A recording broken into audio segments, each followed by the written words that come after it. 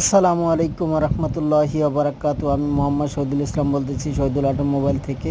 আজকে আমরা ওয়ান এনজের ইঞ্জিনের হেড নামাইছি। তো হেডের গ্যাসকেট চেঞ্জ করার কারণ হলো গ্যাসকেট চলে গেছিলো, তাই গ্যাসকেট চেঞ্জ করতেছি। তো চেঞ্জ করার কারণ হলো রেগুলেটর বাস্ট হয়ে সব পানি পড়ে গেছে, পড়ে যেয়ে ইঞ্জিন হিট খাইছে, হিট খেয়ে গ্যাসকেট চলে গেছে আর হেডের ফেস টাল হয়ে গেছে। তো এটা হেডের ফেস করে লাগানো হবে। তো ওকে, সবাই ভালো থাকবেন, সুস্থ থাকবেন, দোয়া করবেন আর দেখে শুনে গাড়ি চালাবেন, কন্টিনিউ চেকে রাখবেন পানি, মোবিল, গিয়ার অয়েল। এই যে হেডের এই ফেসটা করাতে হবে, এই হেডটা টাল হয়ে গেছে এই ফেসটা।